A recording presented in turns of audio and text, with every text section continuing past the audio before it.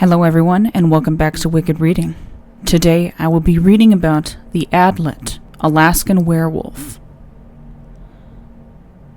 The Adlet, or Cryptid, are a race of creatures in the Inuit mythology of Greenland, as well as the Labrador and Hudson Bay coasts. While the word refers to inland Native American tribes, it also denotes a humanoid dog-legged tribe.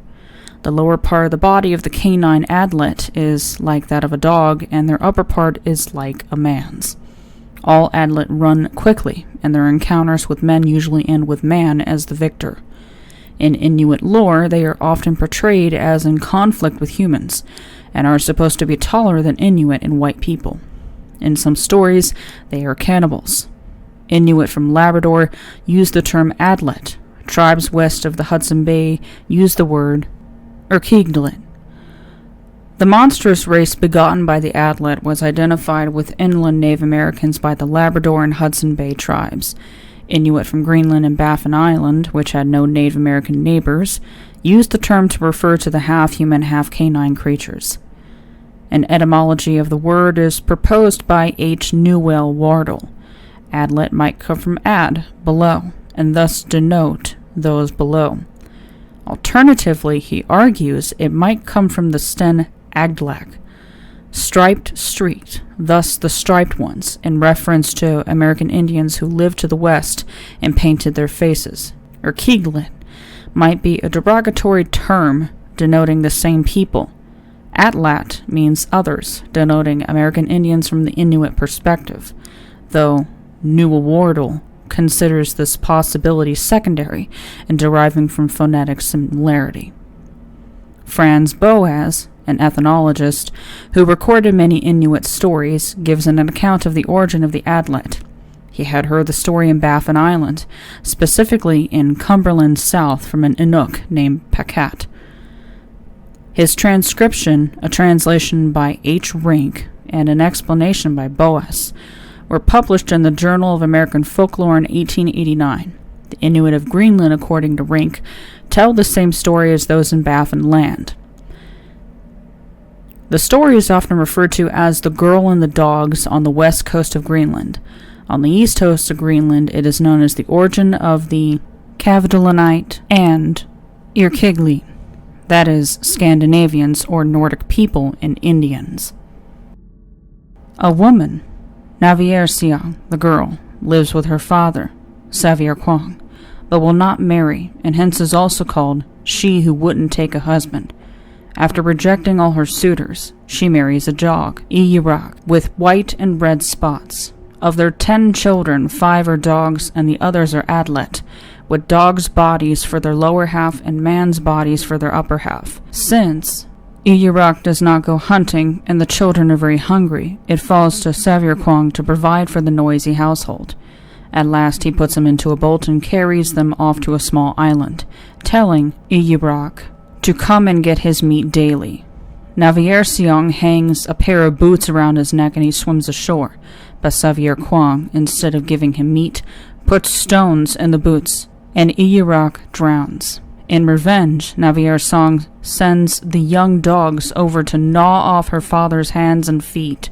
He, in return, kicks her overboard when she happens to be in his boat, and when she hangs on the gunwale, he cuts off her fingers, in which when they fall in the ocean turn into whales and seals. Since Navier-Siang is scared her father might kill the Adlet, she sends them inland, and from them a numerous people springs. The young dogs she sends across the ocean in a makeshift boat, and arriving beyond the sea, they became the Scandinavian ancestors. One interpretation of the phenomenon of the Adlet and the theme of the dog husband sees the difference between the dog-like children and the other, the Adlet, as crucial. The dogs are sent overseas and will return as white Scandinavians to bring things favorable to the Inuit, whereas the Adlet, swift runners of an aggressive disposition, become a kind of inland spirit, to be kept at bay. Thus the dog husband myth carries the value of a cargo cult, by offering their favors to the dog-like whites, aka Nords. The Inuit daughters serve as mediators in obtaining their desirable goods. A reading of the account as a whaler myth, in a culture in which the Inuit were economically dependent on the mechanically superior products supplied by the Scandinavian whalers. The story transforms material dependence on the white whaler into a reciprocal relationship, whereby the Scandinavian Nord comes back to repay his mother. Franz Boas and Henrik Rink offer two options for the occurrence of a legend explaining the origin of whites, aka Nordic people. Either the tradition dates back to when the Inuit first made contact with Scandinavians, which they consider highly unlikely, or more likely it is the adaptation of an already existing tradition, modified to account for the coming of the Scandinavians, aka Nords. Signe Rank proposes a similar explanation in a hypothetical historical narrative that also takes linguistic evidence into account. The dog husband theme is paralleled in other tribal mythologies. The Dakel, formerly known as the Carrier tribe, the indigenous people of the inland of British Columbia, tell a number of similar stories. In one of those stories, a woman suspects she is being violated nightly and throws a little bag of vermilion paint on the violator. The next day, she identifies him as a big dog and later gives birth to 4 dogs. Father Maurice, writing about this and other stories have been told by the Carrier people, posts that there might be a sort of national tradition among the Hyperborean races of America, since even the Eskimo have a story which is evidently the equivalent of it, proceeding to summarize the account as given by Franz Boas in the Central Eskimo, 1888. Similar stories, both about the Adlet and the woman who marries a dog, are told on the Siberian side of the Bering Strait among Chukchi. A number of stories containing Adlet were written down by ethnographers in the 19th and 20th centuries. The Tornit and the Adlet. Many tales were told by the Smith Sound Eskimo, an Inuk from Smith Sound who was in New York City in the winter of 1897 to 1898, and published by A.L. Kroeber for the Journal of American Folklore. 2 Tornits, another fabulous race from Inuit lore, find themselves among savage and cannibalistic Adlet. They sneak out at night, and as they are leaving, they cut the thongs on the Adlet sledges that fasten the crossbars to the runners. The dogs start barking, but as the Adlet mount their sledges, the runners fall off and the Tornit get away.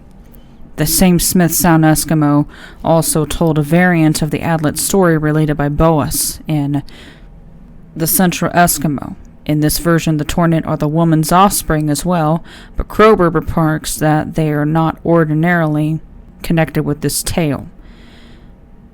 Other stories told by the Smith Sound Eskimo, such as the origin of the narwhal, also contain murderous Adlet. Asselyu.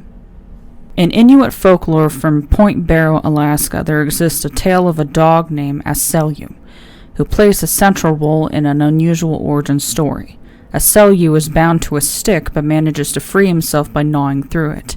After gaining his freedom, he encounters a dwelling where he has intercourse with a woman. This union results in offspring who are both human and canine in nature, underscoring themselves of interconnection between humans and animals in Inuit belief. This story, while not explicitly involving the Adlet, shares a similar theme of hybrid beings, with humans and dogs sharing bloodlines, hinting at an ancestral bond that may also extend to the Adlet's mythical origins. The origin of the narwhal. Another tale featuring the Adlet is the origin of the narwhal, also told by the same Smith Sound Inuk. This story, while primarily concerned with explaining the existence of the narwhal, includes a reference to the Adlet as merciless hunters or murderers.